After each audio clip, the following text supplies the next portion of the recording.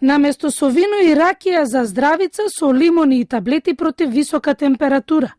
Грипот им ги расипа плановите на илјадници граѓани за дочек на новата година. Инфектолозите со совет: не се дружете со болните пријатели.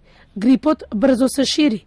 За една недела официјално пријавени над 2000 болни, но бројката е многу поголема ако се додадат пациентите кои се лекуваат дома или кај матичните доктори. Последниве 4 недели има рапидно зголемување на бројот, односно имавме негде 48 недела, според она што добивме како информација, некаде 230-240 случаи следната недела, потоа 800 случаи, 2000 случаи минатата недела, така за оваа недела ќе видиме на крајот на истата како истото ќе се развива, но тоа е очекувано во ситуација во сезона на грип.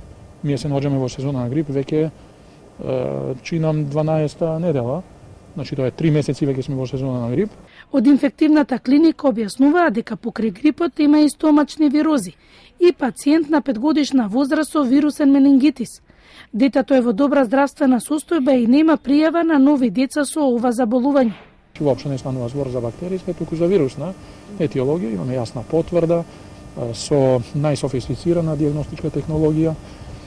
Значи, користиме високо сензитивни, високо специфични молекуларни техники за дијагностика и тука, за разлика од поранешните години, кога можностите за потврда на вакви етиолошки агенции биле многу помали, сега го достигнавме на вистина многу високо ниво на спремност да и ваквите ги дијагностицираме типови на ентеровирусни форми на серозни, бистроликворни менингитиси, како што е случајот за ова што вие прашувате. Во екот на грипот и други респираторни инфекции, добрата вест е почнувањето на зимскиот распуст, како и драстичниот пад на загадувањето на воздухот, што за сите нас е најголема желба за подобро здравје.